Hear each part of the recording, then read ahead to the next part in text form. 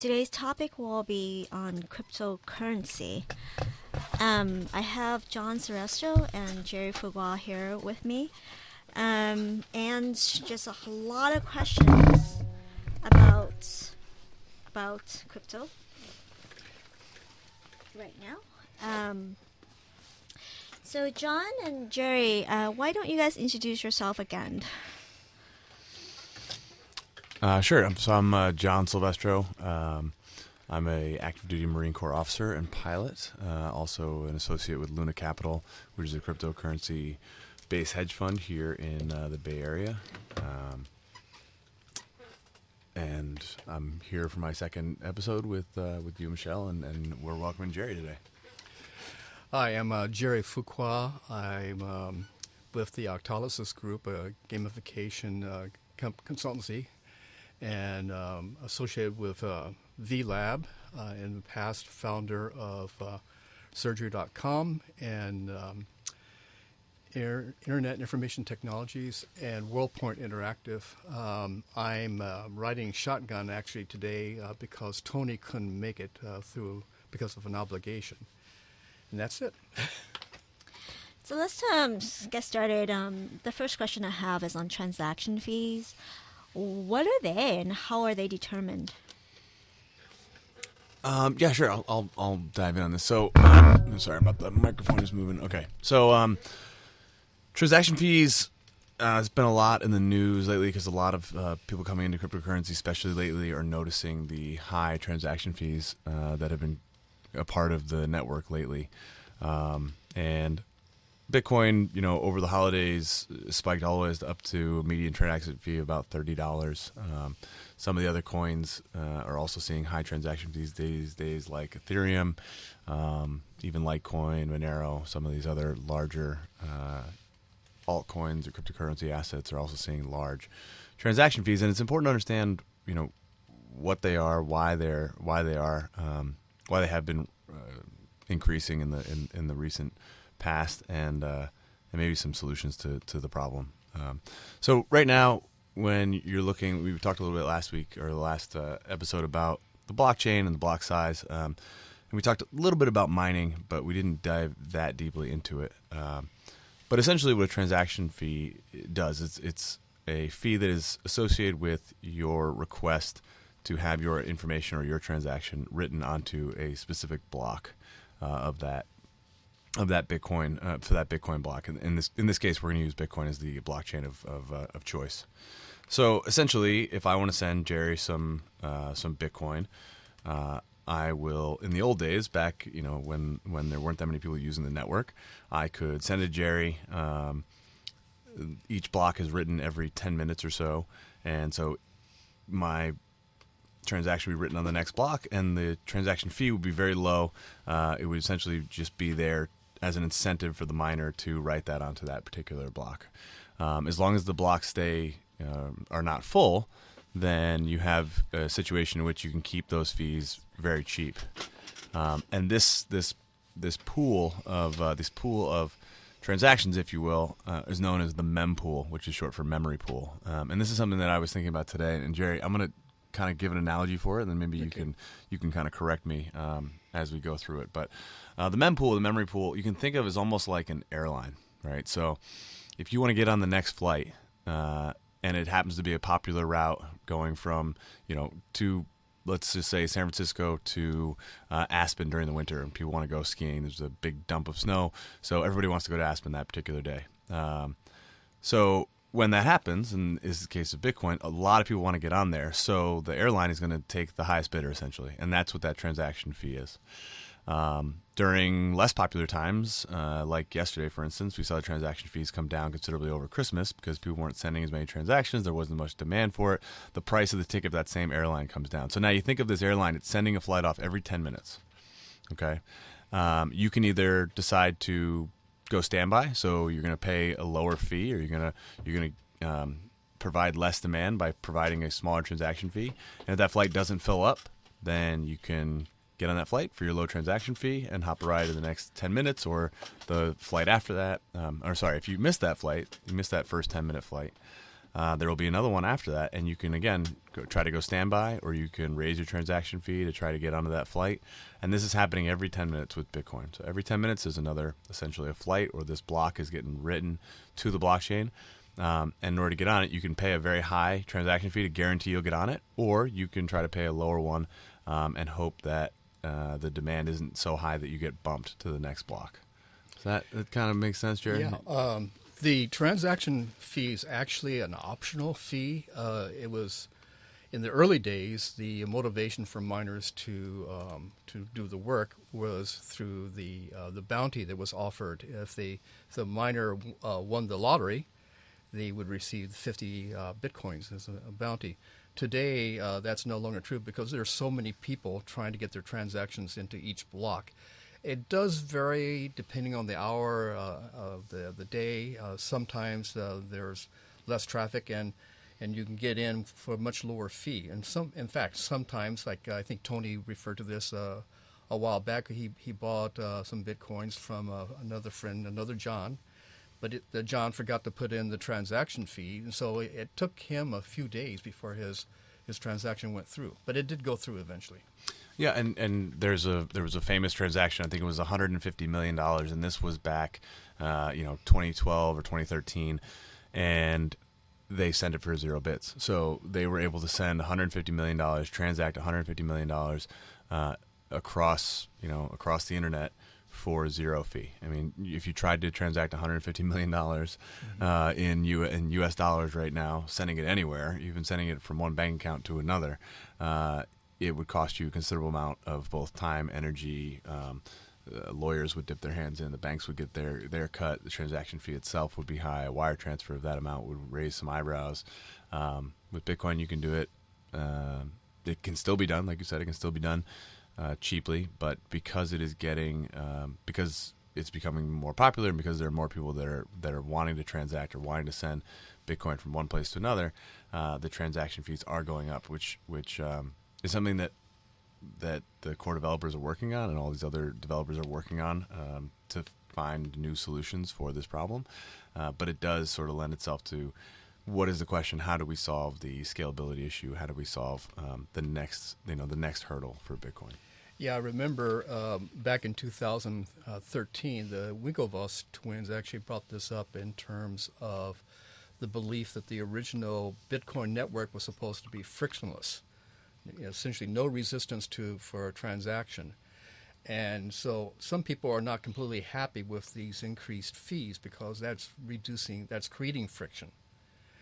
For small amounts, it's more onerous than before. For large amounts, it's not too big of a challenge. It actually has an advantage, and it's much better, a much greater preference to traditional forex trading or remittance systems in clearinghouses.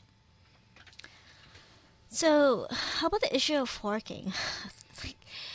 It's so confusing, and there's just so many people talking about forking. Yeah, so forking in yeah. So we saw this. We've seen this now with Bitcoin a number of times. I think there's I've lost count, but there's Bitcoin Gold, there's Bitcoin Diamond, there's Bcash or Bitcoin Cash. There was the Segwit 2X was the one that got turned off back in November. So there have been a number of these, and essentially forks can be used for a couple different for a few different ways. So one is the hard fork, and so that's what we saw with Bitcoin Cash back in August. Bitcoin Cash versus Bitcoin was sort of an argument of these big blockers, known as big blockers or blockers unlimited, which was we want to raise each size. We wanted to raise the size of each block in order to allow for more transactions per second or per block without getting the congestion and the fees that we're talking about. So that's a hard fork, because when you were done with the fork, there were two separate assets that were no longer backwards compatible. There was a lot of concern about Bcash when it came out because there was some issue of whether it was going to have malleability or there was going to be able to be essentially hacked because the code wasn't as rigorously tested as Bitcoin had been. But needless to say, Bitcoin and Bitcoin Cash became two different assets. slightly before that, there was the implementation of SegWit, or what's known as segregated witness. So segregated witness was what we call a soft fork, which is basically Bitcoin forked off its original, forked essentially off the original chain to implement segregated witness, which was a new, essentially a new way to store information on the blockchain, and then fork back onto the original chain, so that it is backward compatible. There aren't two assets now on the back end. There's Bitcoin original and there are SegWit wallets, but the Bitcoin itself is backwards compatible onto both of those. And we have seen segregated witness is really exciting because it allows for new protocols to be put on that people are working on, such as the Lightning Network, which I think we'll talk about a little bit later. It also allows for, well, actually, to go back to my analogy about airplane. So segregated witness allows for essentially 4 times the amount of transactions in a single block with 100% SegWit enabled wallets and SegWit enabled transactions. So it's as if the airline was able to say, okay, I'm putting all the people on a diet, and then we can get more people onto each airplane. It's kind of, if we were able to, if American Airlines would say, hey, you need to lose 3/4 of your body weight before you get on this plane. That's essentially what SegWit does to these transactions. It cuts out a lot of the information. It cuts out essentially the signatures and stores it onto what's called an extended block, which allows for more transactions on each block, and allows for new protocols to be implemented, namely the Lightning Network, which is probably the thing I'm most excited about in 2018. I think the important thing to remember here is still the same airline. Maybe 2 planes are running on a slightly different passenger onboarding, but it's still the same airline. Exactly. Yep. Okay, I think I got that. Hard fork?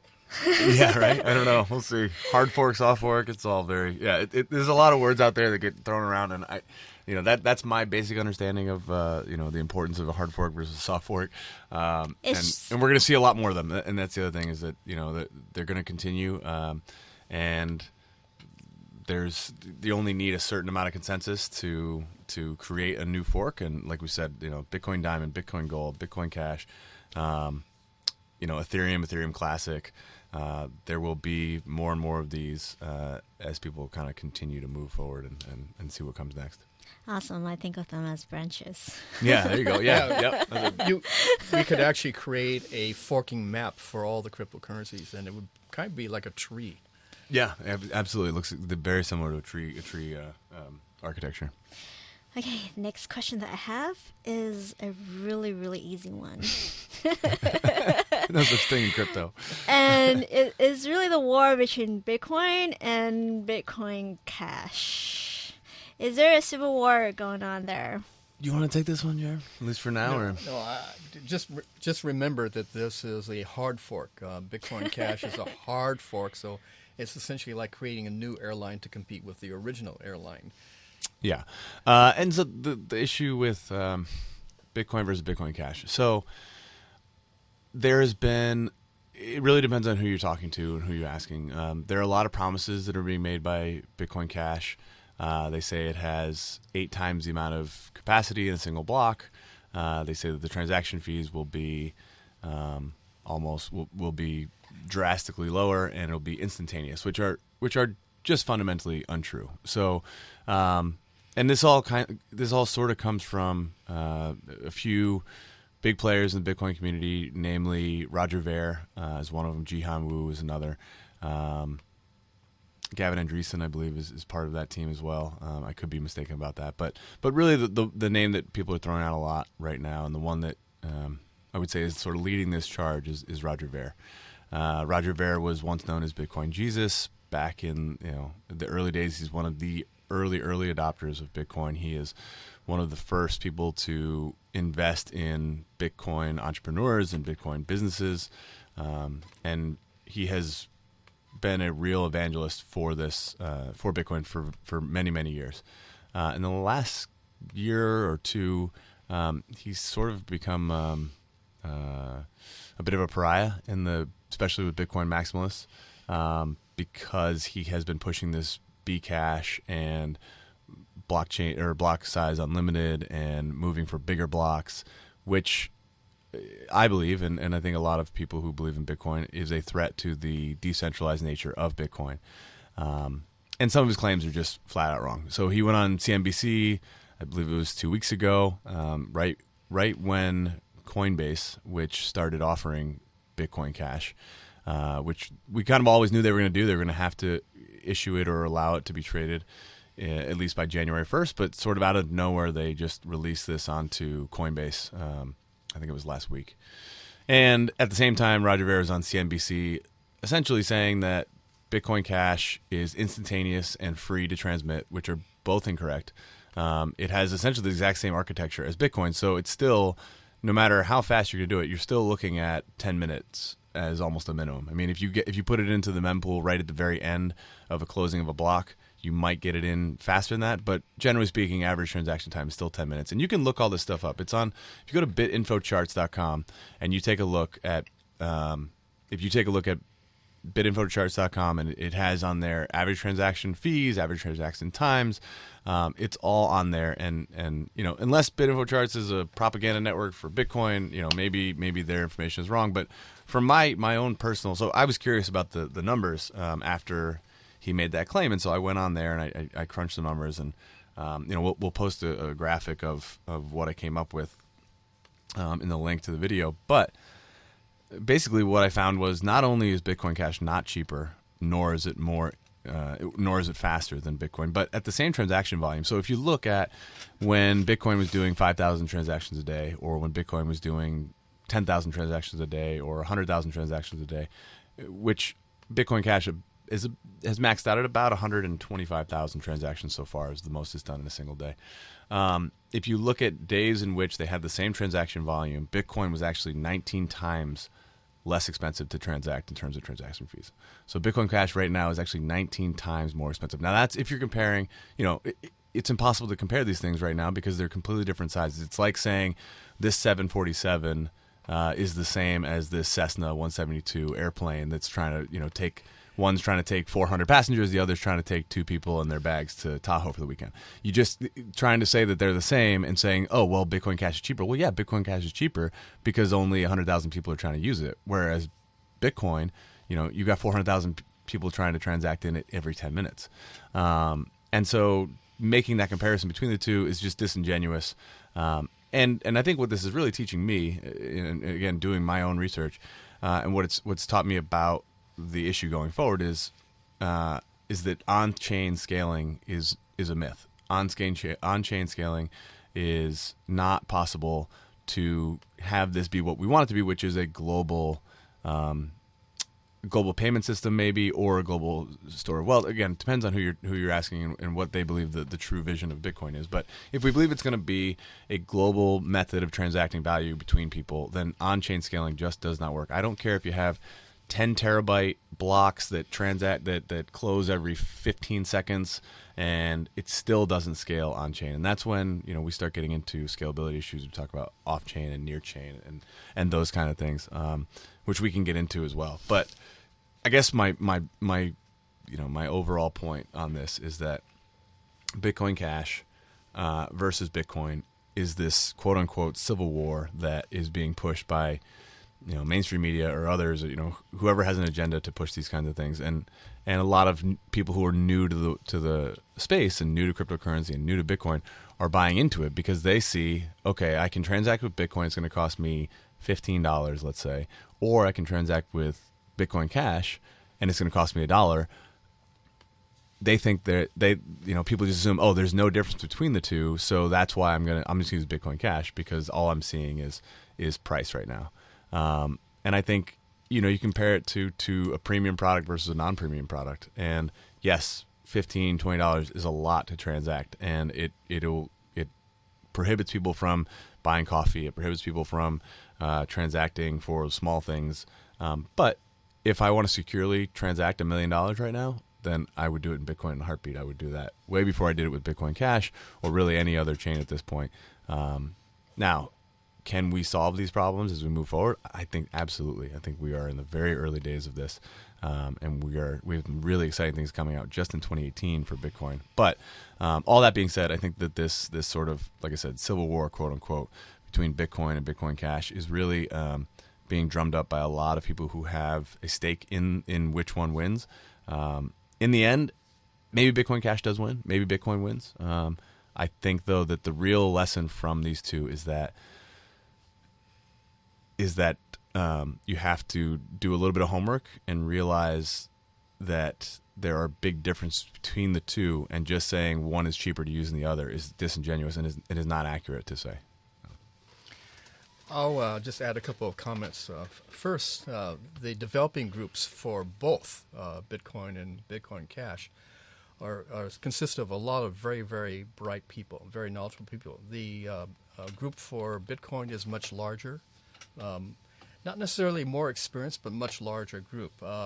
The other thing is, before August 1st, if you had a certain number of Bitcoins, you can essentially get the same number of Bitcoin Cash tokens or coins, and then you'll have essentially two accounts, two funds, and you can play around with Bitcoin Cash and investigate it, look for it further.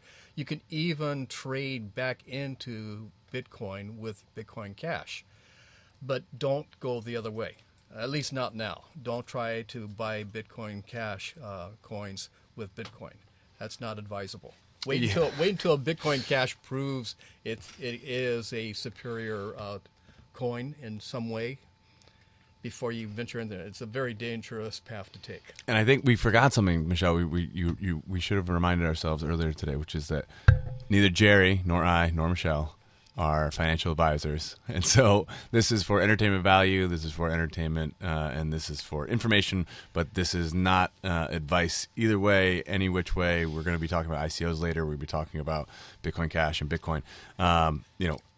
My thoughts on this are mine and mine alone. I am not a financial advisor, and Jerry, I think you would echo that sentiment as well. Ditto. I don't think any of us is, and Bitcoin and cryptocurrency is really highly speculative right now. So you got to do your own research and understand the risks and do your own research on any of these companies. Absolutely. And I would go so far as to say that if anybody is claiming to be a cryptocurrency financial advisor and expert, take it with a grain of salt, because there's not enough history, there's not enough experience right there to really support that kind of statement. Yeah, I agree. And but all that being said, with Bitcoin Cash versus Bitcoin, I think that you're looking at Bitcoin Cash, which is a very small group, and their developers, the ones that they have, are strong, but there are not nearly as many people working on Bitcoin Cash as there are working on Bitcoin. And then if you have the secondary layer people and the tertiary layer people and the people who are working on the networks that are going to accept these payments, I mean, the number of people working on Bitcoin versus Bitcoin Cash is really it's really hard to kind of overemphasize how many more people, how much more work is really going into that Bitcoin network than the Bitcoin Cash network.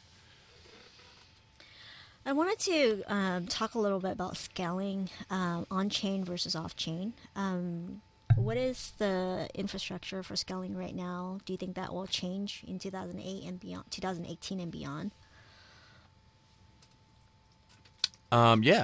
So I think that the scaling thing is probably the most interesting thing that's going to be happening in 2018. And like I said, if this has taught me anything, this Bitcoin Cash versus SegWit 2x versus Blocks Unlimited versus whatever, as we see these transaction fees start to go up right now, as we've seen them really go up from, they were less than $1, only 8-9 months ago, all the way up to a median Bitcoin price or Bitcoin transaction fee of almost $30 a week ago or a week or two ago, which coincidentally or not, happened to coincide with this Bitcoin Cash release and this CNBC stuff, and a lot of people, would say it was almost an attack on Bitcoin. But what I will say is that it has shown us that clearly, no matter what model you go with, scaling on chain is not going to happen. And the reason it's not going to happen is it would be like, so scaling on chain would be similar to every time you wanted to send an email. You'd have to download the history of the world's emails in order to go and send your own email. Or if you want to get Starbucks coffee, you'd have to download the history of every Starbucks receipt that Starbucks has sold before you could buy your own coffee. And they'd have to look at it and then add yours onto the back and then send it out to the world again. And then the next guy would come up and he would order his coffee, and they'd have to take all the receipts, staple your receipt on, and then send it back out to the world again. It's just not feasible to think that we could scale in that way, especially with right now. I mean, in the world, I think it's less than 1% of the world's population owns any real crypto or owns any Bitcoin. If you want to scale to where it's anywhere near, 10, 20, 30, 40, 50%, which some people estimate that in about 9 or 10 years, you're looking at 50% of the world's population will be utilizing cryptocurrency in order to transact between individuals and institutions, then you're going to have to come up with something that works at a bigger scale. And there are some projects out there that are working on. I think the one that is probably getting the most excitement right now, and the one that I'm most excited about, is called the Lightning Network. So the Lightning Network, there's a lot of people use analogies like Bitcoin is like a highway, and we're going to make the highways wider, or we're going to build more highways, or we're going to create more off ramps and on ramps. And all those things kind of work to an extent, but we have the same issue here in California. The more accessible you make the highways, the more the highways get used. The more they get used, the more traffic gets on there, the worse the traffic gets. And that's what we're seeing here with I-280 and the 101 here in Silicon Valley. But the Lightning Network is sort of, in terms of analogy, I mean, it's basically inventing teleportation. I mean, that's what you're talking about. You're talking about taking the cars, instead of worrying about cars, you're creating a teleportation mechanism for people to transact instantaneously off of the chain, and then it being written onto the chain later. And we can talk more about the technology behind that and the specifics behind it, but you're really talking about a technological leap in blockchain technology. And that's what Lightning is at least promising to do. Yeah, I think the scaling barrier, the big problem right now is that the current Bitcoin network, I believe, is supporting about 3 transactions a second. I think it's 7 is is the last one I heard. But yeah, Bitcoin's about 7 per second. Yeah.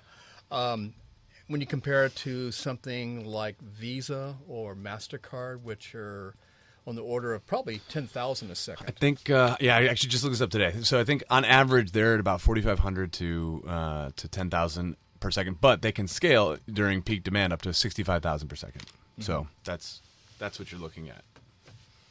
But that being said, so Visa has been increasing that number linearly over the years, right? So it sort of does this linear progression. It'll probably be 100,000, in the next 10 years or so, and then maybe it'll move up a little bit more as more and more people come online and they get these.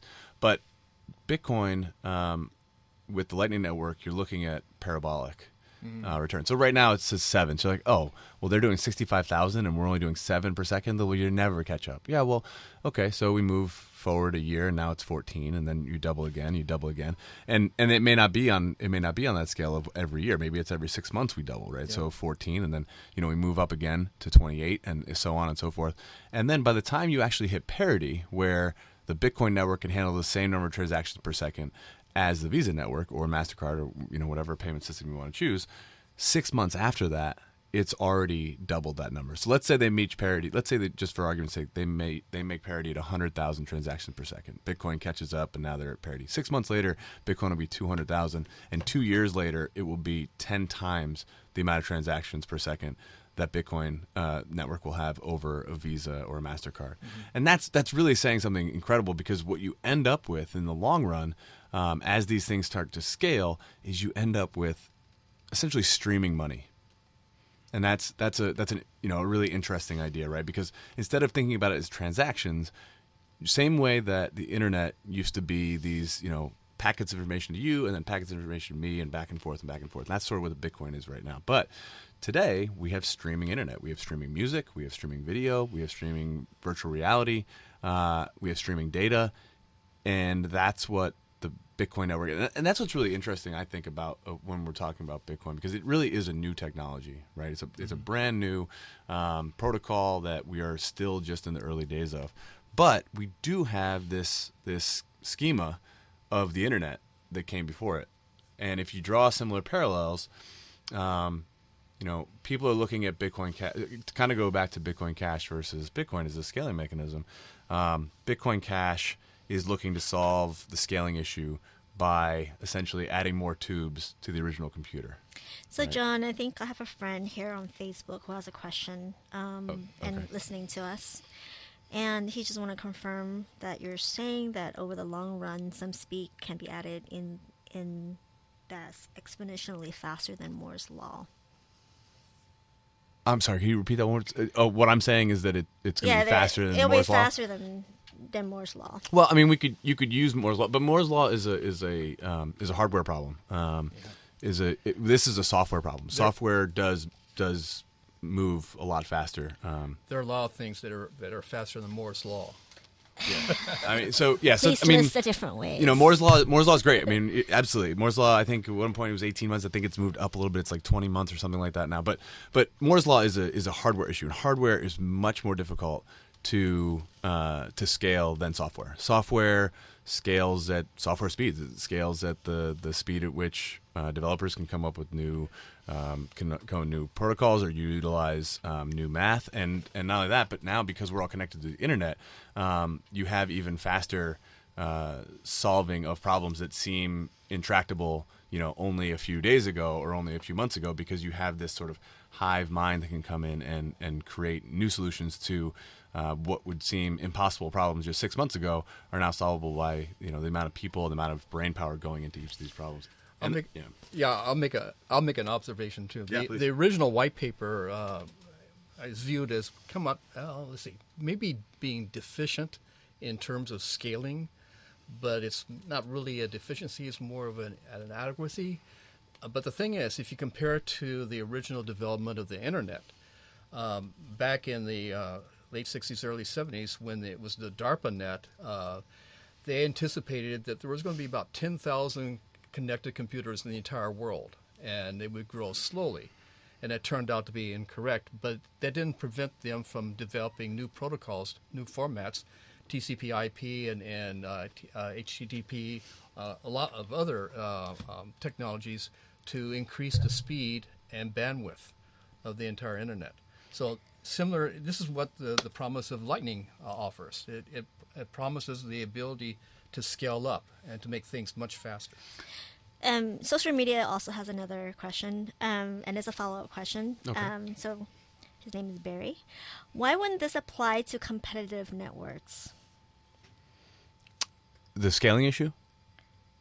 Yes, the speed issue. So, like, why doesn't it apply to Ethereum or Bitcoin Cash or Monero or any of the other ones? Well, it does.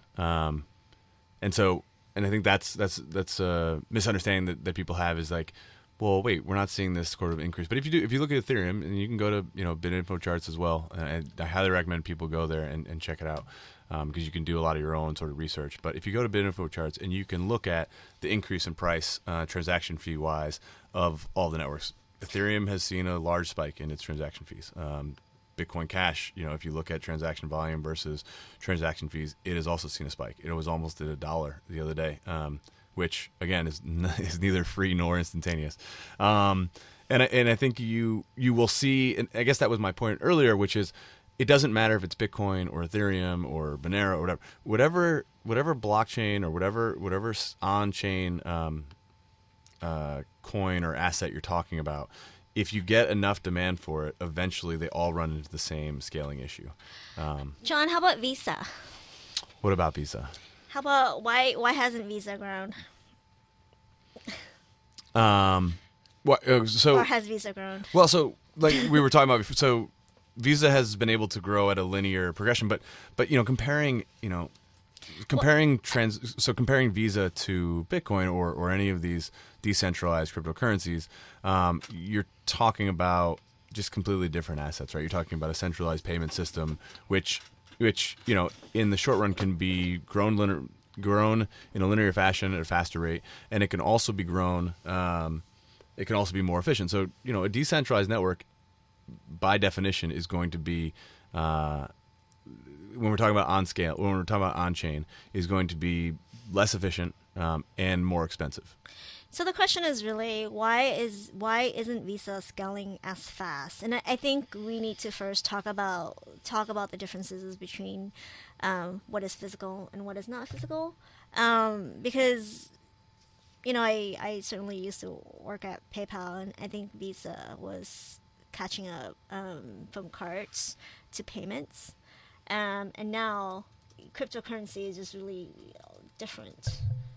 Right. Well, and I think it is important to say, when you're comparing, the only thing that's important in terms of comparing Visa versus Bitcoin is just saying, the number of transactions. But the systems are so completely different. I mean, you're talking about a decentralized open ledger in cryptocurrency versus a centralized closed ledger, which nobody can look at, nobody can read. And on top of that, something else that's also important, and this is something that I didn't really understand. And again, this has been a long education for me, both in money and currencies and how our monetary system works. But with Bitcoin, once your transaction has been confirmed. So first of all, people are like, oh, it takes 10 minutes. But the reality is, once I say like I'm sending it and it's been sent to the blockchain, that transaction can be looked at and it can be verified that actually happened almost instantaneous, within about 5 to 7 seconds.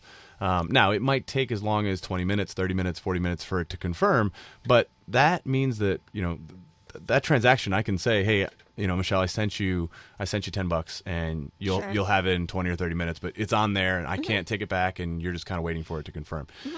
With Visa, that is not the case. Sometimes transactions can be almost 30 days for it to confirm, 2 years that it can be out there until somebody says, can somebody go back and say, you know what, I want to buy back, I want to, that's a fraudulent charge. Chargebacks. Chargebacks, exactly. And that was one of the big problems, PayPal had that issue. Yeah, PayPal's Bitcoin, is solving that issue. But after those 30 minutes or so, that's it. Like it's confirmed, it's on the block, and we are finalized in our transaction. Whereas with Visa and these other cards, I mean, yes, they provide 60,000 transactions a second or whatever, but at the same time, those transactions aren't actually confirmed for 30 days, a year, sometimes 2 years out. You can still get those chargebacks, and so it causes a lot of issues for mom and pop stores or for people who are trying to do transactions, because you don't really have that on the books until that time lapse has completely gone by. Yeah, so if you actually go and look at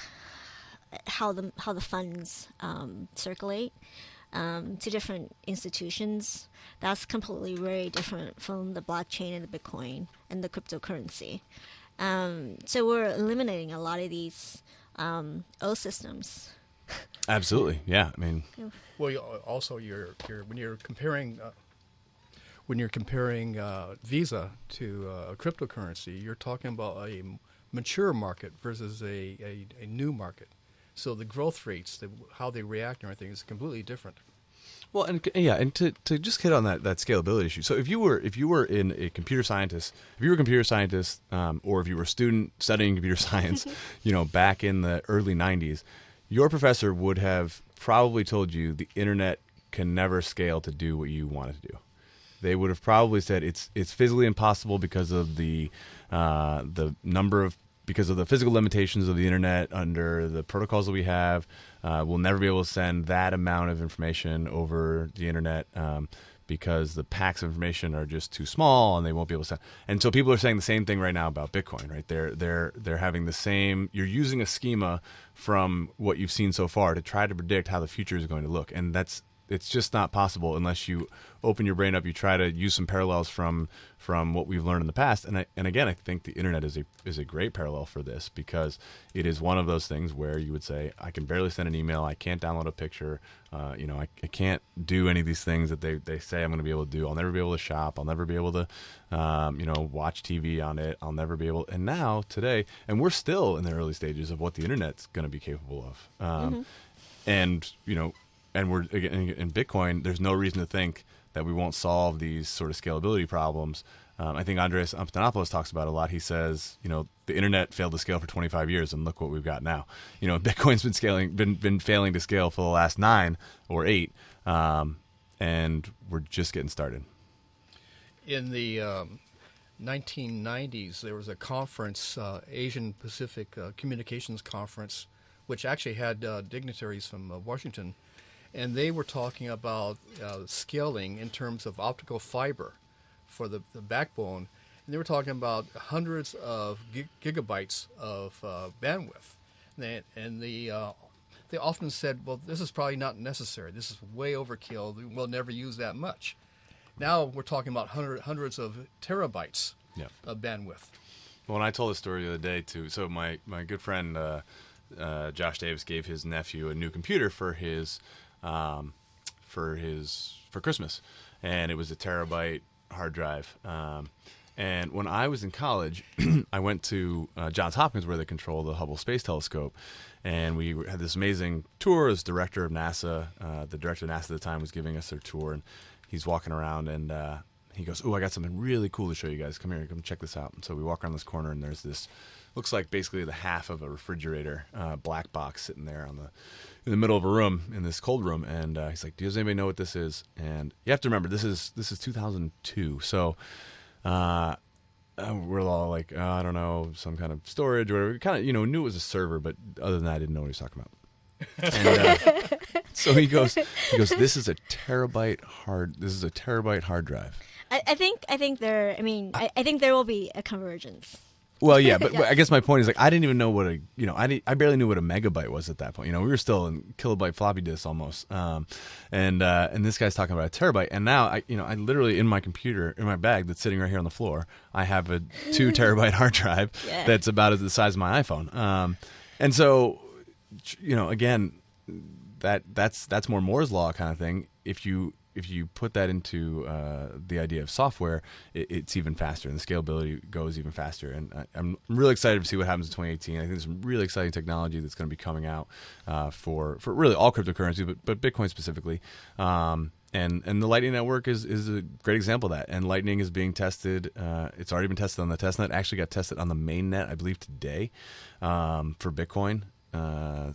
And Lightning has been used on the Litecoin network as well, and there's no reason to think that most cryptocurrencies won't adopt this new technology.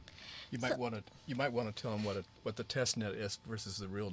Oh yeah, well, anybody who's accidentally sent real ether to the test net on Ethereum. Not saying that I did that. I mean, I wouldn't be so stupid, obviously, but there are test nets out there that allow people to test different new technologies or otherwise without necessarily testing it on the real Bitcoin chain, and putting real Bitcoin at risk. So you can get fake Bitcoin essentially, or testing Bitcoin, or testing Ethereum, or testing.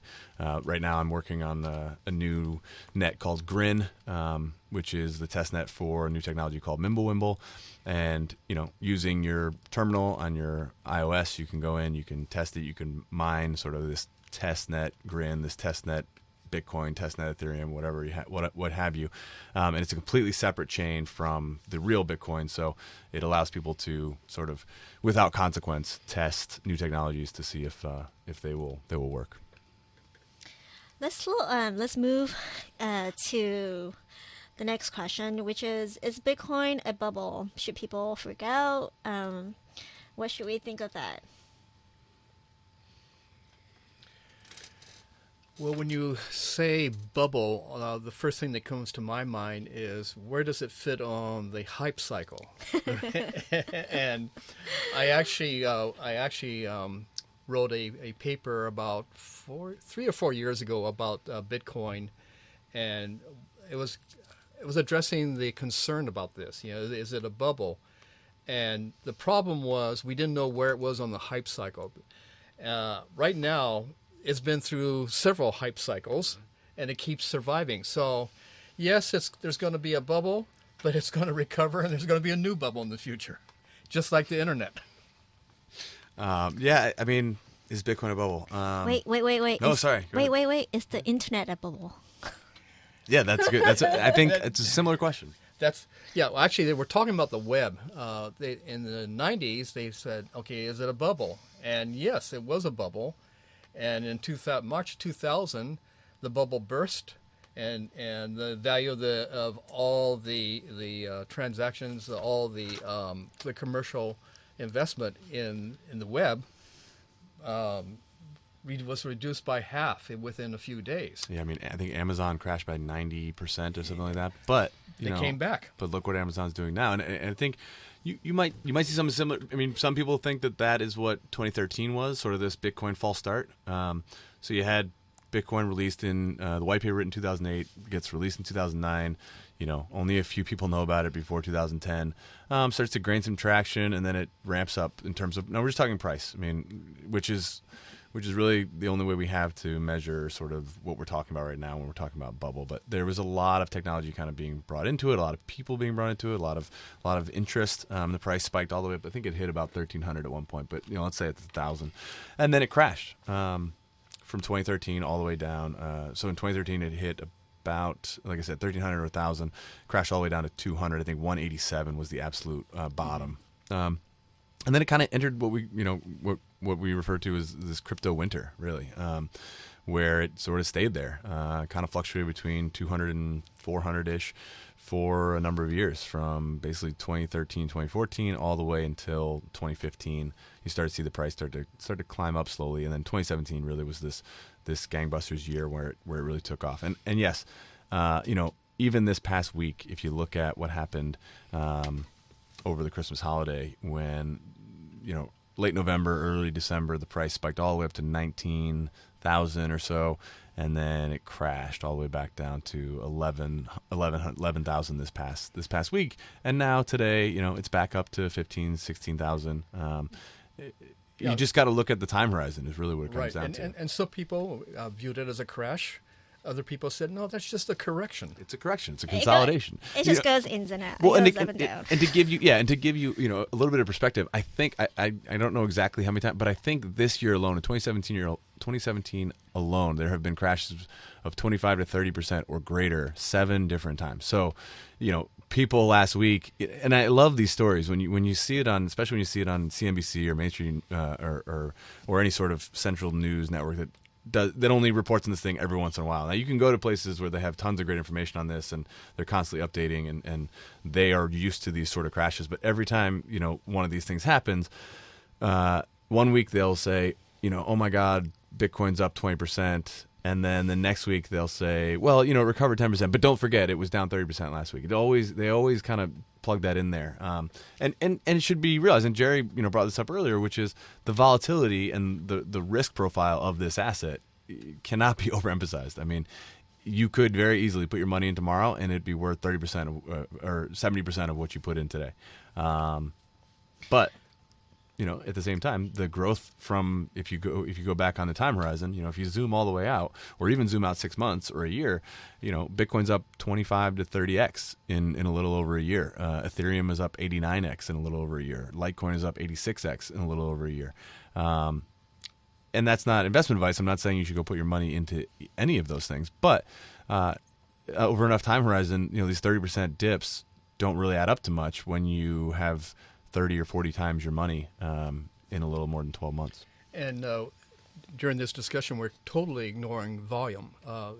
If a price correction might be a very low volume correction, and it has different effects.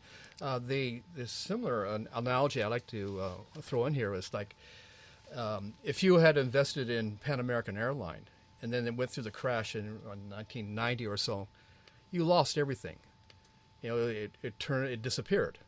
But then would that deter you from getting rid of Apple stock in 1995? No. Yeah, because if you kept your Apple stock, you'd be very well off today. Yeah, for sure. And I think Amazon is another great example of that. I mean, if you had gotten in at the height of it, it would have hurt like hell because you would have lost about 95%, and it would have taken you 16 or 17 years to recover that investment, which probably not the kind of the horizon you're looking for. But if you would somehow, held on to your Amazon stock all the way through to today, you're sitting on a very, very healthy return. And I think Bitcoin, you're seeing similar dips and troughs and these long extended time periods possibly, but you're seeing it on a much more truncated time frame. I mean, just to go back to, like I said, Amazon, if you bought at the very height in, I think it was 2000 or 99, whatever it was, you would have had to wait 17 years to get your money back. If you had bought at the height of Bitcoin in 2013, you would have only wait 2 years to get your money back. And then if you waited just like 2 years and 6 months, you'd have, about 15 times your money.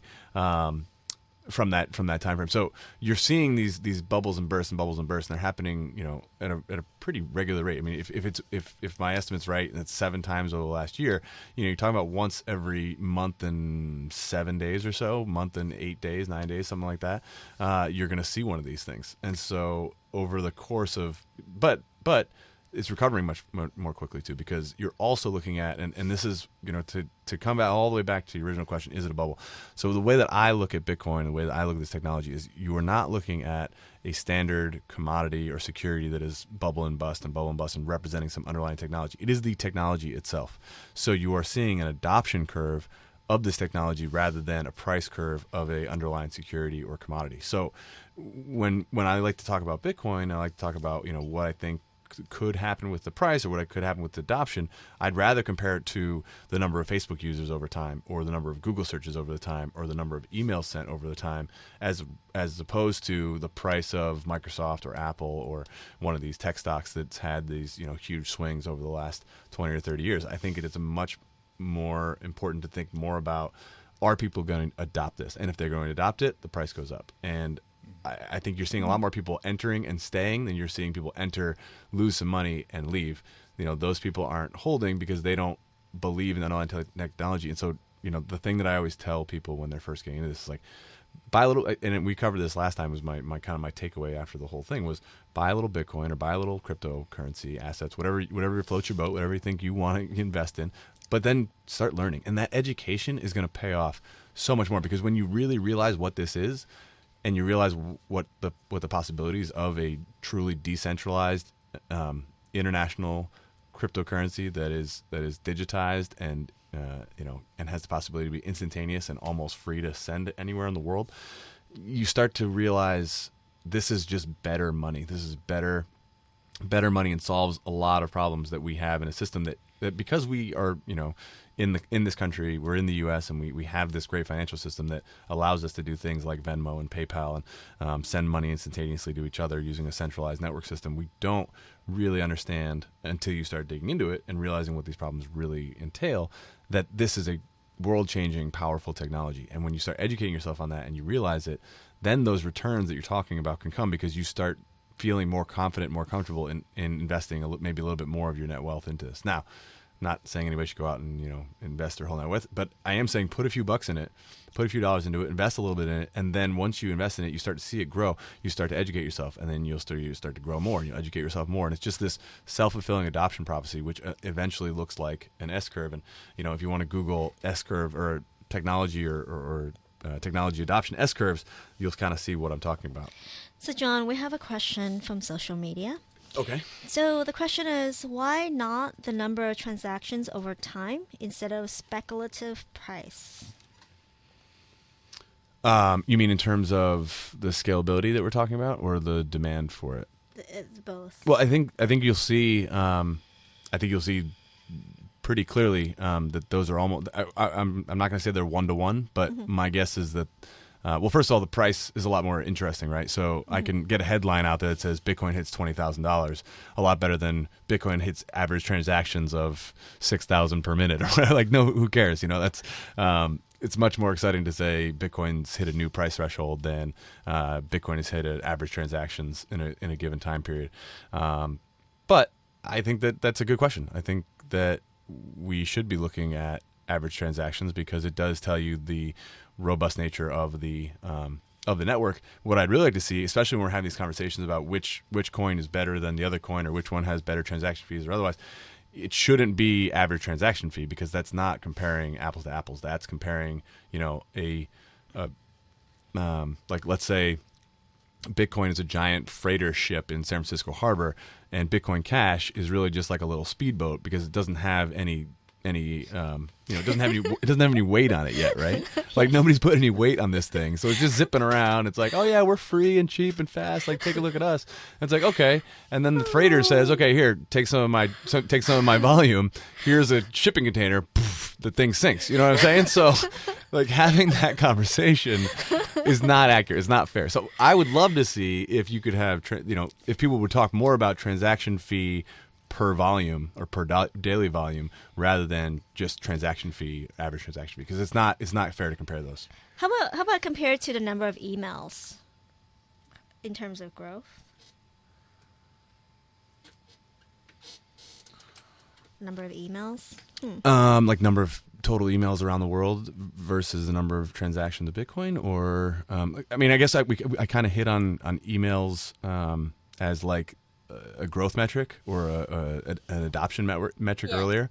So I think that I think the reason we use price again is because price really is a measure of how much it's being adopted, and so would the number of transactions, but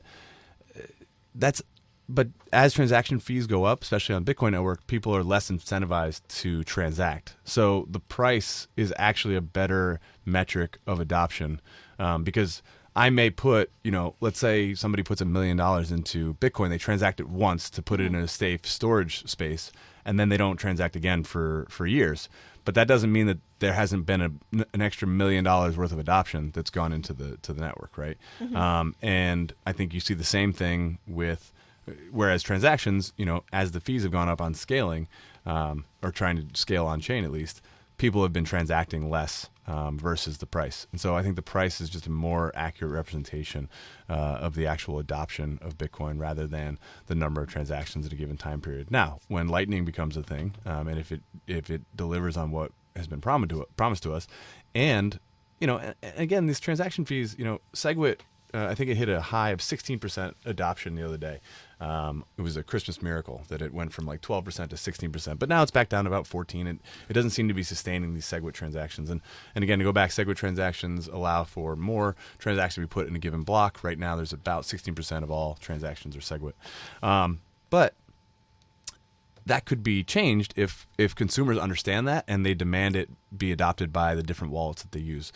One of the biggest problem children, I will say, in this space right now is Coinbase, and I we talked about over the Christmas break. I was talking with a couple of friends, and I definitely defend Coinbase, but Coinbase has not done any SegWit adoption, so their wallets are all still the older, more cumbersome, more information network, and so they are a big driver in these transaction fees. Mm-hmm. Not only that, but they don't use any sort of manual transaction manipulation. So I can't say, you know what, I had this transaction, I want to send $100 worth of Bitcoin to a different wallet of mine, and I don't really care if it gets confirmed today, tomorrow, or sometime next week, but I don't want it to cost more than 30 cents or 20 cents or 10 cents.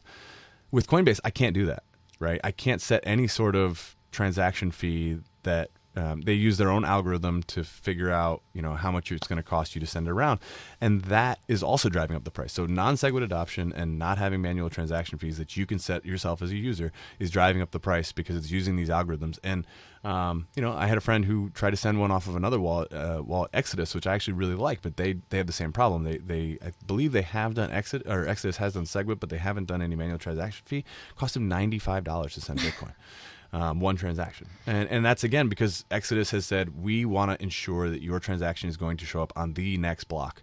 So we're going to pay the requisite transaction fee to make that happen. Well, what if I don't care about that? And as a user, there are other wallets out there. Electrum for Bitcoin specifically allows you to do sort of transactions fees that are slightly, or that are very manual, or you can manipulate really all the way down to 1 Satoshi, I believe. Jax, which is my mobile wallet, I think they have 3 settings. So even if they just had, even if it wasn't completely up to you, even if they had a couple different settings, it was like, this is super important, I want to be confirmed the next block.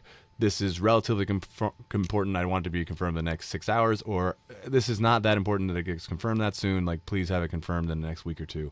If they had those 3 things on Coinbase alone, plus SegWit adoption, the transaction fees on Bitcoin would come back, and I should know this number, I don't, and I'm sure there are people out there who have done the number crunching, but I would imagine they would come down by 50, 60, 70, maybe even more percent if Coinbase alone did that, not to mention all these other wallets out there that have not adopted SegWit yet. I think, but you're seeing a very slow, secure process. People don't want to move too fast because, God forbid, you adopt something that then turns out has a fatal flaw. Coinbase is huge. They have billions of dollars worth of people money sitting in Bitcoin in their wallets. They want to ensure safety. And right now, the safest thing to do is to stick with what you know. But I think eventually they're going to have the kind of consumer demand that says, hey, we want SegWit because we understand what it is now, and we want that. We want manual transactions because it's important enough to us that I'd be able to send my money without spending, $95 or $30 or even $10 or $1 to send it. I want to have more control over what I do. And if Coinbase doesn't adopt it, somebody else will, some other exchange will, and people will move to that exchange. Yeah, I think Coinbase is just at the beginning. So I have another question from the audience here. And the question is, what about the mean time between transactions as a measure of adoption? Like the mean confirmation time? No, it's mean time between the transactions. Yeah, I mean, there are definitely different ways to look at the way that, adoption can be measured. I think the price is probably the best because it does show the amount of dollars that are being put into this space.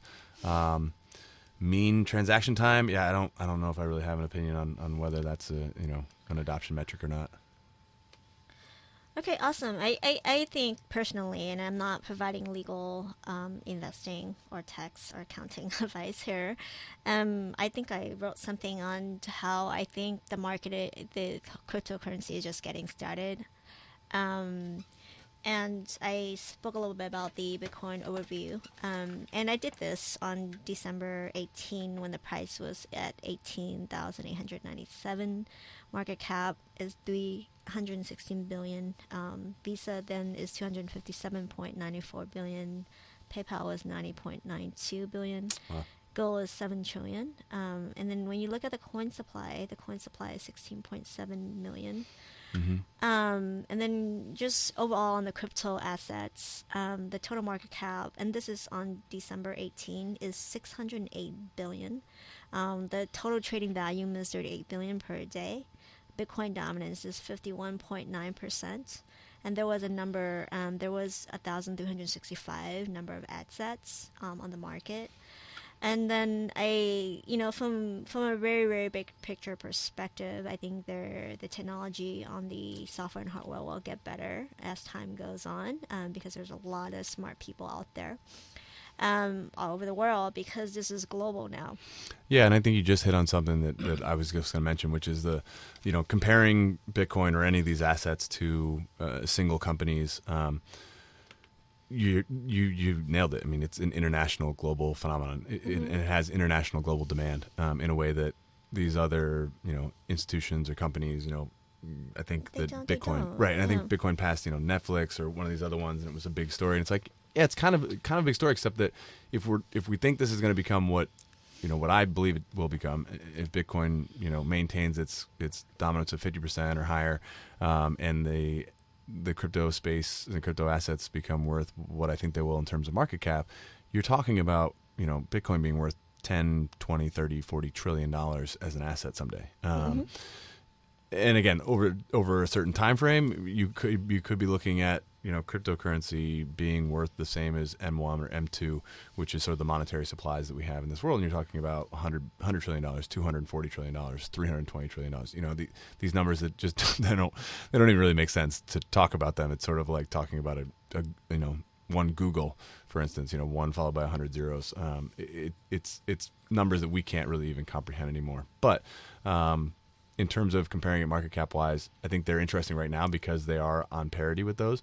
But if these assets become what I think they will be, and I think I think Tony would agree with me, I think Jerry would agree with me in a large sense, which is that we're talking about this thing actually completely failing and it doesn't become what it's going to be, and it goes back to zero, or it becomes a 10, 20, 30 trillion dollar asset. Yeah, I think it's going to be bigger than some of these current companies. And then the other reasons are, I think in the U.S., crypto is treated as property and is taxed as capital gain. I think people are beginning to know about crypto now. And I think, the micro payment vertical has been a little bit untapped. So there's really rooms for startups and opportunities there. There's still room in terms of market adoption. I think people are asking, what is Bitcoin? How do we buy it? So when we have the consumer side, I think the merchant side may adopt. And then I think there's multiple uses as well. Besides micropayment, people are using it on top of Ethereum to build, other platform. And there's other platform coins such as ICOs. So it's going to be really, really interesting. Just really that diversity of use. The different kinds of coins, different kinds of company, on a very global scale. And I think the blockchain technology has not yet matured. I can see really many different uses for the blockchain.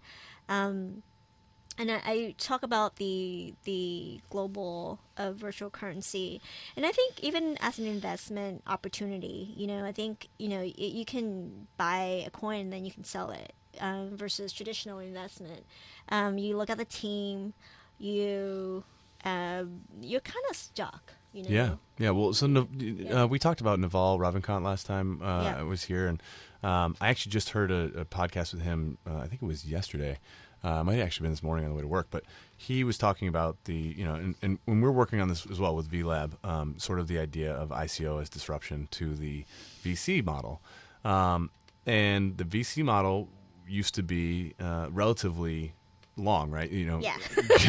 You come up with an idea, you find an angel investor, and then an angel investor helps you find some VC money, and eventually, about 10 years down the road, you can finally IPO and get some liquidity as an entrepreneur, as somebody starting a business, right? And that was sort of that 10-year road. But after Enron, a lot of the IPOs have sort of dried up.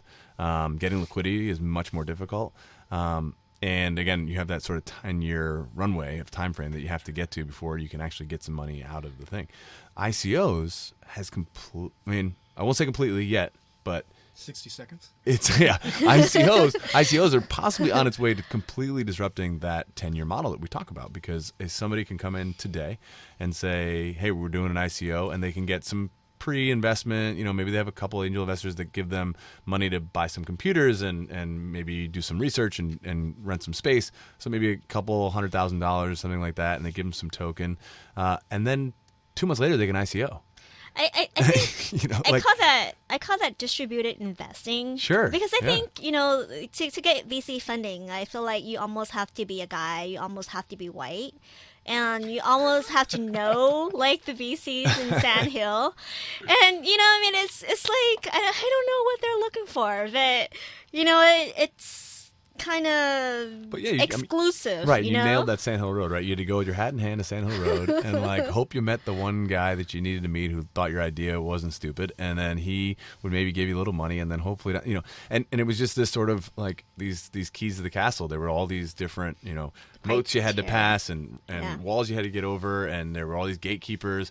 But ICO is disrupting that, because you don't necessarily have to have all those gatekeepers. You can launch an ICO and you can convince enough people, and you can go viral, and you can have this idea that is great. And you can, still, and when you're investing in them, you're still kind of going by the same metrics, but the time frame is just truncated now. You still this is a great team because they've got, they've got Naval as a backer, or they got Vitalik Buterin, or they've got, Andreas Santanopoulos is there helping them out, or whatever. Or they're just some really smart guys from Wall Street who teamed up with some really smart guys from computer science world, and they've got this great idea to do a payment system, or they've got some track record. So you as an investor, you're still in the same sort of game, but it's taken away the, you don't have to be an accredited investor once there's an ICO. I talked about this years ago with the accredited investor thing, which would always, when I was old enough to realize what that was, it always made me crazy, because the government will allow you to buy a lottery ticket or go to the casino and gamble away all your money. But when it comes to investing in something that is smart and possibly a good idea, unless you have some arbitrary number like $1 million in the bank account, or you've made $200,000 over the last 2 years, you can't get in and try to invest, or they say, gambling. So they say it's to protect the individual investor. Well, if it was to protect the individual investor, why did they let me go put all my money on black in Vegas, or why did they let me blow all my money on a lottery ticket? The reality is that ICOs are taking that power away from a centralized government that says only these people can get in on the good ideas, or only these people. And those rules protected the wealthy in a large way, because it allowed them kind of first dibs on these ideas. And only until it got to IPO status and you could get on your E-Trade account and actually buy this stuff did it become valuable to the everyday person. ICOs are valuable to the everyday person the moment that it gets onto one of these exchanges, whether it's on Binance or Bittrex or Coinbase or Poloniex or Bitfinex. I mean, there's a million of these things. You can look them all up. But they allow you to, as an individual investor, put in, hey, you know what? That does seem like a cool idea. International payment systems that are cheap and instant. Like, yeah, I'll put $500 on that and see what happens. I can put $500 on black at the casino. Why can't I do this? And that's to say, that this is a 50-50 shot that your money's going to go to zero or double. And that's not the case. We're still in the early days. Yes, it could go zero. Again, super high risk investments, but it does give every individual person a chance to bet on these incredible teams and these incredible people that are putting together these ICOs. Yeah, so I just wanted to just defend the SEC a little bit. Sure, yeah, go ahead. Because I do think that they have an interest in protecting the public. And, I think because of scandals in the past, they want transparency. And, the Sarbanes-Oxley as amended, and those regulations are really meant for companies listed on the exchanges to have that kind of transparency and to have some kind of check and balances between different committees. And these ICOs are a lot of them are scams. You got to be very careful. You got to do your due diligence. And at the same time, you have to realize you're in this complete speculation. So even if you've done all your due diligence and everything checks out, and even if you hired lawyers to do some research for you and figured everything, and you took in everything you possibly could, you still could get completely burned. Correct. Just like junk bonds. Just like junk bonds, or just like the '90s .com bubble was there were tons of. We saw it last week, or was it 2 weeks ago? Was it Tom's Juices or Tom's Iced Tea? Call themselves Tom's Blockchain now, and they're Long Island. Long Island. Long Island. That's what it was. Yeah. Sorry, Long Island. Yeah, so it was Long Island, and they changed their name to Long Blockchain or something. Yeah. And the price went up 239% in one day, and that was that's a SEC traded security that all they did was change their name. And you saw that back in the .com days too. Some people were just adding .com to the end of their company name, and you'd see these prices go shooting through the roof. Yeah, so I would recommend everyone to do your own research and read about it and find out who the founding teams are, what their products are, what their technology is, and just find out and learn for yourself. Because I think that is very important. I think, I've seen many different articles writing about how blockchain should be worth nothing to how blockchain should be worth like over 1 trillion or something in 1 year, and it's just mind baffling because how does that happen, and it's really important because I think when we have the community, we want to be responsible in terms of the information that we provide. And I think it's important that the community, looks at information more objectively so that we can protect ourselves. Yeah, I think that's a lot of good points. So lastly, let's talk about, the future for Bitcoin. What is going to be up? So we hit on one already, which was the Litecoin network. Sorry, not Litecoin network, the Lightning network, which, if promises fulfilled, you're talking about instantaneous, basically free transactions. And I can talk more about the way that works, but there are a lot of great videos out there that can kind of explain the computer science behind that and the idea behind it. But essentially, it allows for, Jerry and I to transact off-chain basically as many times as we want in a given period. So let's say we decided that Jerry and I are going to do, for 1 year, all of our transactions back and forth are going to be basically recorded by us. And then at the end of that year, we're going to write all of our transactions at once for one fee onto the blockchain. And that's, so if we transact enough, if right now, let's say the average transaction fee is $10, now we only have to do one transaction to open our chain and one transaction to close our chain. So it's $20 for the entire year, and we can transact 1 million times. We can transact as many times as we want during that time. And there's a lot of security that goes into that.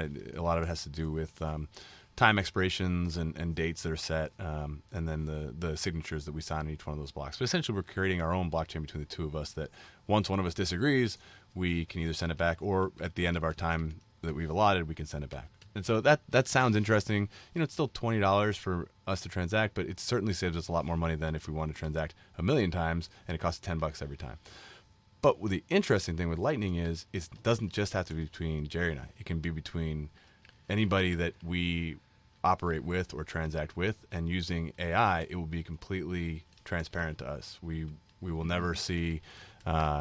Sorry, not transparent. It will be, it will be completely opaque to us. We will never see anything that happens within that system. As far as we're concerned, we're just sending Bitcoin to each other, or I'm sending Bitcoin to you, Michelle, or I'm sending Bitcoin to somebody through an intermediary that I've never met before. But because it's a trustless system, it allows us to do that, and it allows us to do that between, a single transaction could have 230 jumps. Now we know from decentralized networks like Facebook, I think the average distance between two people on Facebook right now is something like 2 or 3 people. So if you get enough people, 3 or 4 billion people using Bitcoin, then the number of jumps you have to make to utilize the Lightning Network will probably be on average somewhere in the neighborhood of like 3 to 4 different people. And again, this is, I'm barely getting my mind around exactly how Lightning works. I definitely recommend that people go and, look up Andreas Antonopoulos. He does some great videos on it.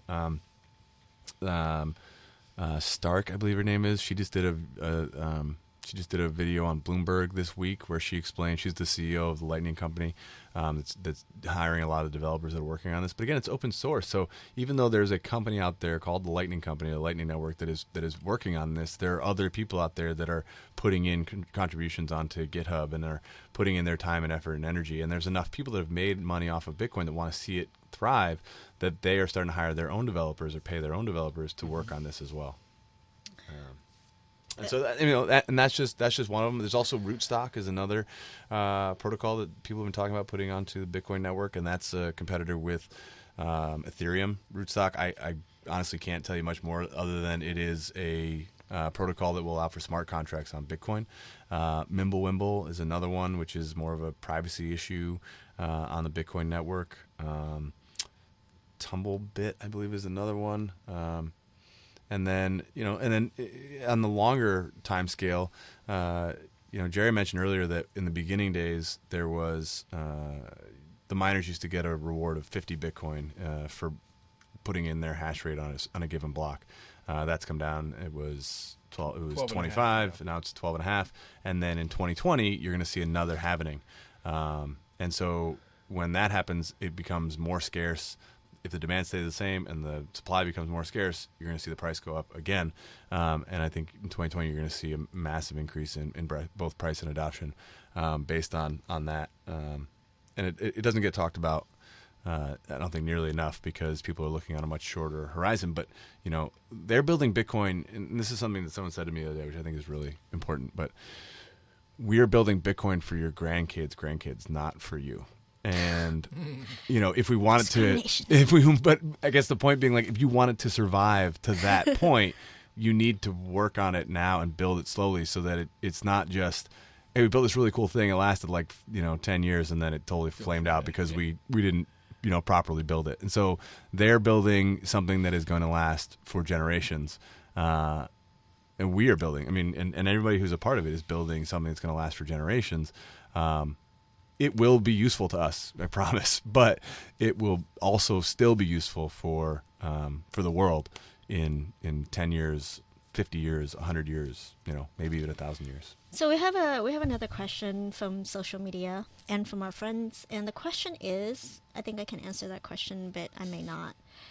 If you guys wanted to answer it, go ahead. The question is, why wouldn't users simply use iMessage to send money from user to user and not even know the underlying technology?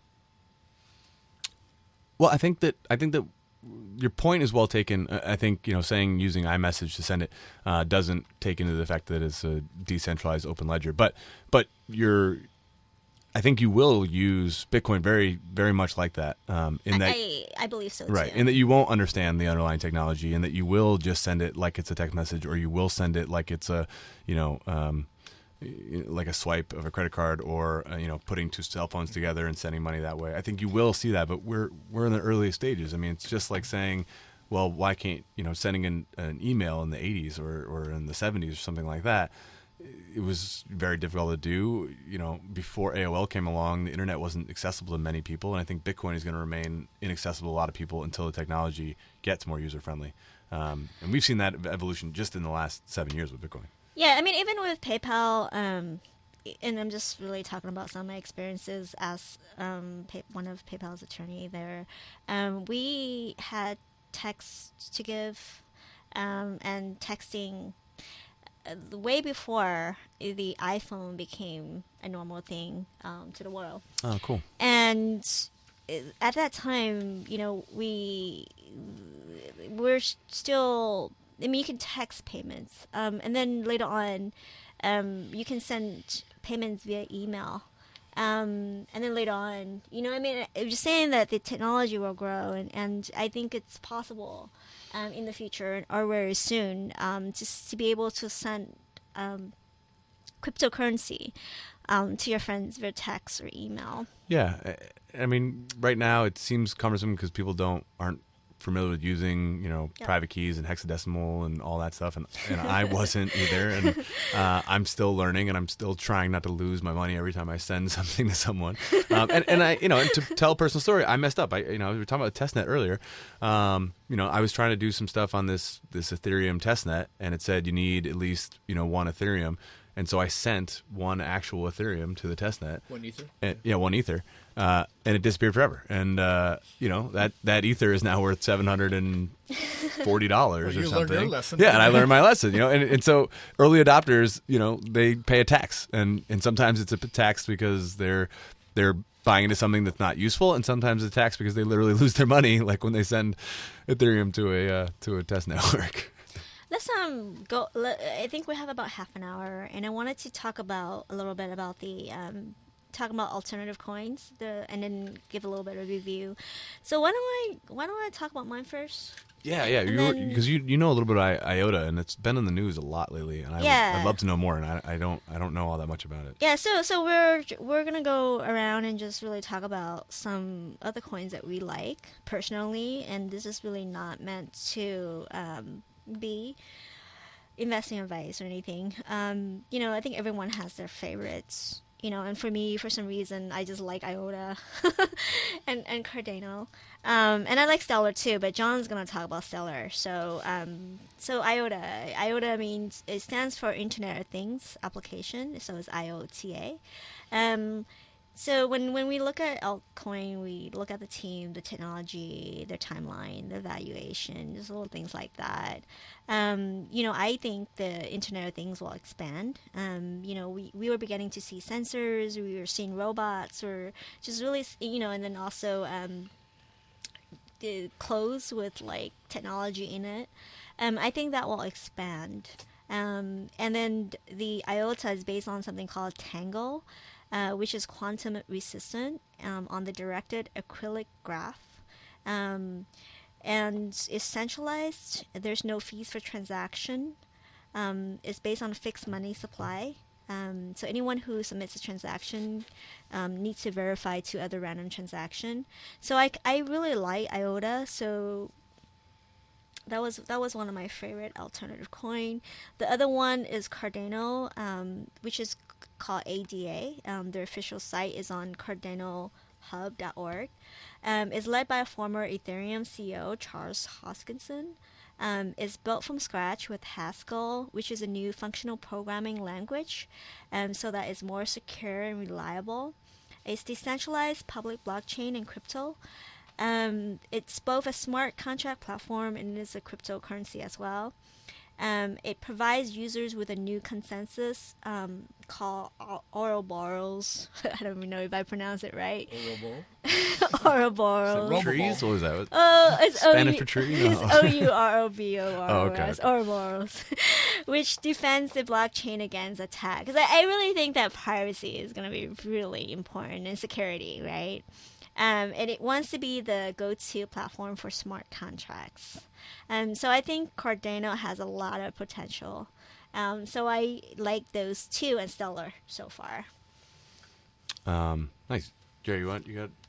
You have your favorites? We're just sharing our favorites. Actually, just for fun, I think it's RXP Ripples.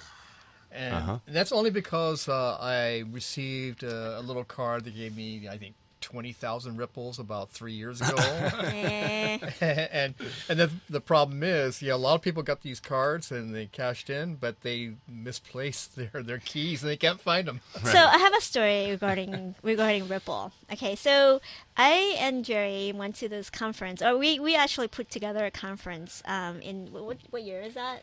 2013, that was the virtual currency conference featuring Kashmir Hill as the moderator and the Winklevoss twins as the investors.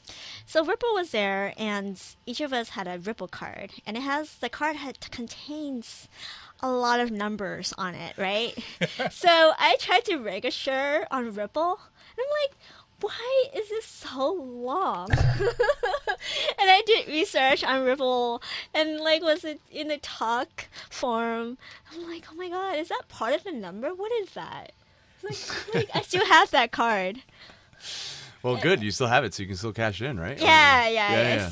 I still could, but That's good. it was just a shock. It was just like you get a card with this long number, right? Yeah, if you weren't used to this stuff, I wouldn't have known what you were looking at back then. So I would probably been in the exact same boat. Hope I would have hung on to it. I think originally you had to create an account. On You had to create an Ripple account first before you could. You had to use this very long number. Yes. Which was essentially like a private key. Correct. But that wasn't really the private key. You actually had to enter it, and it generated a private key, and then you had to keep that safe. People forgot that step. Correct. So in the good old days in 2013, it was really different from now. Yeah, that was the pioneering years. Yeah. The wild, wild west. You got to be careful with your stuff. So I will talk about. I guess I'll talk about Stellar. Let me. Oh, sorry. Yeah, go ahead, Let me throw in Litecoin. A few years ago, also we had Bobby Lee, who's the CEO of China Bitcoin, which is the big Chinese exchange, and his brother Charlie Lee actually started Litecoin, and he was able to do that from knowing very little in about 24 hours, because it was usually you just take the Bitcoin blockchain, you tweak a few parameters, and you launch a new currency, and that was Litecoin. I believe Litecoin is number five in total market cap, so it's still doing pretty well. I like Litecoin as well, actually. Litecoin is he claims it's silver to gold to Bitcoin's gold, and I think the interesting thing about Litecoin is the exact same code. The only difference is that instead of it being 21 million coins, I think he multiplied it by 4, so it's 84 million coins that will ever be created.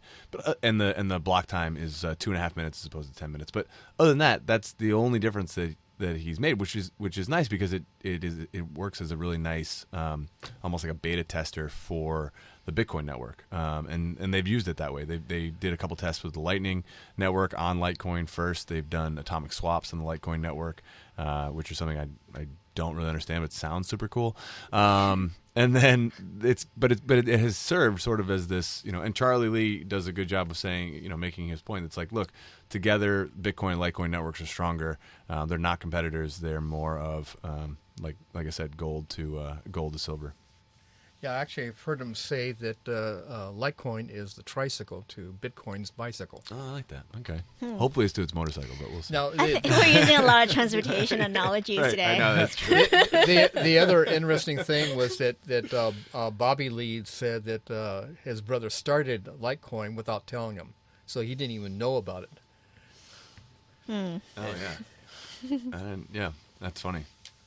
But I think there's a couple other differences in there as well. I know those are the main ones. But I think there's some others that, has to do with the way the hashing is done and that kind of thing. But those are the big ones. Yeah. But, Still? Oh yeah, so Stellar. So Stellar is actually, it's a San Francisco-based company. It's actually a fork off of Ripple. So to kind of go back, Jed McCaleb, who's the founder of Stellar, was also the founder of Ripple. and was also the founder of Mt. Gox way back in the day. So this was a hard fork. This was a hard fork off of, yes, we kind of hit on that earlier, the hard fork versus soft fork. So this is a hard fork off of Ripple. Jed McCaleb left Ripple to work on Stellar full time. Stellar is a cross-border payment system. It is right now the fastest confirming payment system in the world. It usually takes between 5 and 6 seconds to confirm, and they use a different model than the proof of work and mining. So theirs is known as the Stellar Consensus Protocol, or SCP.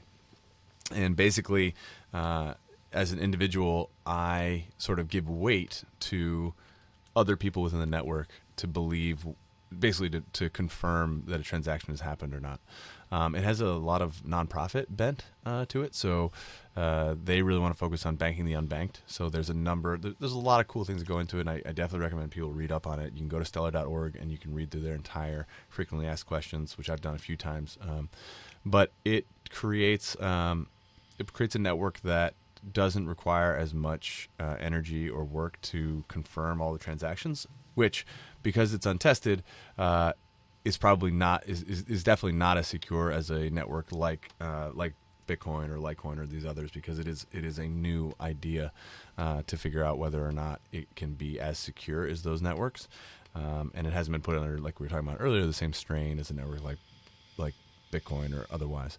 But I really like their team. They have this great group of people that are working on it. They're traveling the world every day to try to get more people signed into this, and they are selling a lot of their lumens, Stellar lumens. Lumens is the token for the Stellar network, but they're also doing a lot of giveaway of the lumens to people in unbanked parts of the world.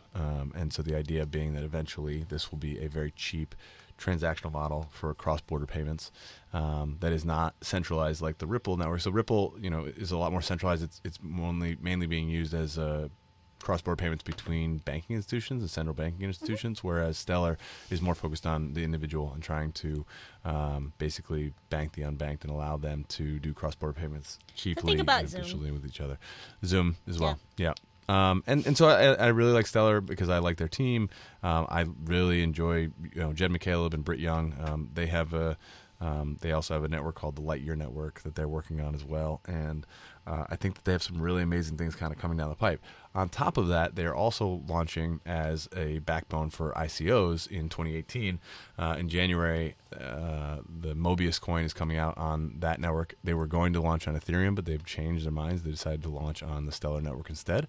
And the Stellar network has said, we are going to be the ICOs for people who want to launch smart tokens, but not necessarily smart contracts. So with the ERC20 token, you have a lot of really big sort of attack services, because Ethereum allows you to do so many things. But because it allows you to do so many things, there's a lot of vectors that you can, there's a lot of services that you can go into and sort of attack on, because they have a lot of abilities like smart contracts and doing escrows and these sort of things. Whereas the ICOs launching on the Stellar network are more focused on, very simple economic ideas. So like doing an escrow, but also doing an inflationary coin or a deflationary coin, or doing a dividend. If you were going to do that kind of thing, it would make more sense to launch on Stellar. They're launching 3 in January. They expect to launch over 100 coins next year on the Stellar network. So for me, in terms of things that are really exciting and coming out next year, I really do like the Stellar network. I think that it is going to be really interesting to watch, to see what happens with them in the coming 12 months. And then some other ones I think we hit on, Monero. I really like a lot of these privacy coins. So Monero, Zcoin, Dash, a few others that are focused on privacy, I think are really interesting. I think there's going to be more of a demand for that. I also think that Bitcoin is going to enable some of these sort of privacy things on top of their protocol. But for now, Monero I think is interesting, and the reason I really like Monero is that they are decided to do a sidechain using the protocol called Mimblewimble, which I might have hit on last time we talked. But essentially, Mimblewimble was a white paper from 2 years ago. It was looking to be launched on the Bitcoin network, but it's not technologically feasible to do so. So they are launching their own network, the Mimblewimble chain, which is going to have a token called Grin.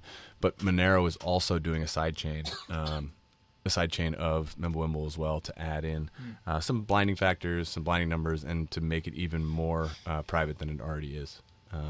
And then finally, what was the last one that I want to talk about? I think Jerry should talk about Doggy. Oh, Doggy Cone. Dogecoin, yeah. Yeah, actually, Tony and I both got into Dogecoin within a month or two after it was launched. And what it turned out to be was a great way of raising funds for good causes. And the most famous one was the Haitian bobsled team that, to go to Russia during the Olympics. And essentially, if you've been to Haiti, there's no snow there. There's nothing, but and they needed some funding to go there, and Doge raised like $20,000-$30,000 to fly them to Moscow to compete in the Winter Games. And right now, let's see. Dogecoin is sitting at position 34 on the total coin The market cap. And it's actually going. Actually, it's up. But the thing is, it never really reached the levels of the more notable coins. But it still served a purpose, and that was to get some funding to people or causes in need. Yeah. I think the other one that I'm really excited about is actually it's a new sort of asset within the cryptocurrency space, which is known as a stablecoin. So the way that Monero and Zcash and Zcoin, all these are all part of the privacy coins. There's going to be a new basic coin coming out that is known as a stablecoin. So there's a couple of different coins working on this. One I think is known as Maker, but the one that I've been following is called Basecoin. It's from a team out of MIT and Princeton, I believe, and their idea is the issue with using Bitcoin or these other deflationary currencies or these sort of stable supply currencies is that time comes into factor, right? So if I have a contract and that contract is going to be paid out over time, if I'm using a coin that has only been, only going to issue a certain amount and is deflationary in nature, for instance, like a, pay scale, right? So if my boss says I'm going to pay you, 10 Bitcoin a month, or 1 Bitcoin a month, well, that could be a really good deal for him or a really good deal for me, depending on what happens with the price of that coin. And after a month, he might say, you know what, I've got to renegotiate your contract because I can't afford to pay you a Bitcoin anymore, because now a Bitcoin, instead of being worth $15,000, is worth $100,000. Or the opposite, if Bitcoin goes from $15,000 down to $1,000 in a month, I want to renegotiate as the employee and say, well, I can't really afford to live on 1 Bitcoin anymore. I need you to pay me more. And so that's the issue, and it will always be the issue with it's why people can't be paid in gold, for instance. And that is an issue that Bitcoin and these other coins really won't solve, because in a speculative nature, you see the volatility. You can't pay somebody when something is that volatile. Even when you get to a place where Bitcoin's only moving, maybe 10 or 15% in a year, still that's still a pretty volatile asset to be paying somebody in. And so I think that you're going to see these stable coins like Basecoin come into play, where they are controlling the price to be, let's say with Basecoin, they were going to have it be on parity with the dollar. So no matter how many people are using it or how many people want to use it, if it goes below $1, they sell these bond coins, and if it goes above $1, they buy these bond coins to keep the price at $1 and on parity with $1. And that way, people can still speculate it and still make money, but the coin itself will always stay at the exact same price. And so you can, over time, say, hey, I'm going to pay you, 300,000 Basecoin a year. And even if the price goes up and down in terms of its speculative nature, you will still just get that one price. And so right now they're going to peg it to the dollar when it first comes out, and then in years future they'll eventually switch that over to being pegged to a basket of goods, like similar to like an inflation or an inflationary coin, which I think is really interesting. I think it's something that this space really needs, and I'm very excited about that class of coins that are coming out, which are like I said, going to be known as stable coins. Do you guys want to talk about OMG?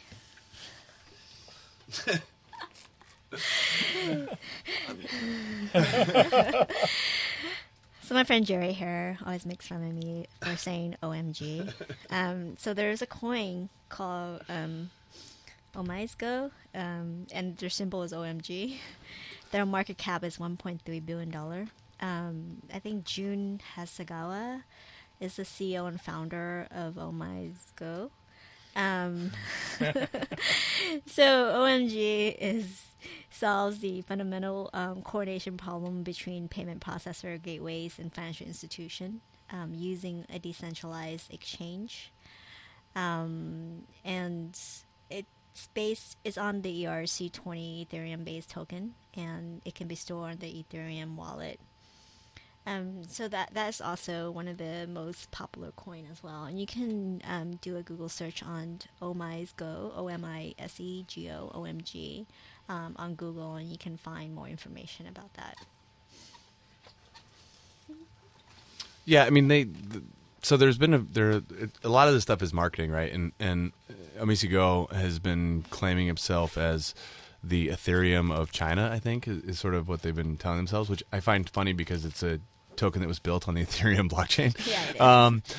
But in the end, right? But in the end, these whole it's the blank of China, or it's the blank of San Francisco, or it's the blank of these are all international currencies, right? That's the whole point. These are supposed to be international crypto assets, and so if it's the Ethereum of China, it's just an Ethereum copycat. If it's the Bitcoin of blank, it's just a Bitcoin copycat. And I think that's important because there are going to be a ton of these assets that will eventually go to nothing. If anything of the past has shown us, the survival of whether it be a internet startup or a website or a blog or whatever, a venture capitalist is doing really well, I think, if he has a 95% failure rate. 5% is really all you have to hit in order to do well in the venture capital world. And it's going to be very similar with the cryptocurrency world, because in the end, somebody is going to evolve and become the winner. Now, because a lot of these tokens, a lot of these projects are open source, the biggest, strongest, and best one that has the best network effect is generally going to win in the long run. And I think you're going to see, which is why a lot of people that I talk to are investing, and they're like, "Oh, I don't own any Bitcoin. Bitcoin already had its run." Blah blah blah. I always recommend that people hold at least some Bitcoin in their portfolio, because there is a very real chance that Bitcoin could become another 90. Right now I think it's at 45.2% is Bitcoin dominance. There's a possibility it could go back to 90% if it adopts all of these technologies that it's talking about, because it does have that network effect with the merchants and with consumers and with just the general recognized name of Bitcoin. When you talk about crypto assets, you say, "Oh yeah, I'm working on cryptocurrency," and they may look at you at two heads. But now we're getting to a point where most people do know, or at least heard of, Bitcoin. So you say, "Oh yeah, we're talking about Bitcoin." They're like, "Oh yeah, that's the internet money thing, right?" You're like, yeah, totally. That's exactly what we're talking about.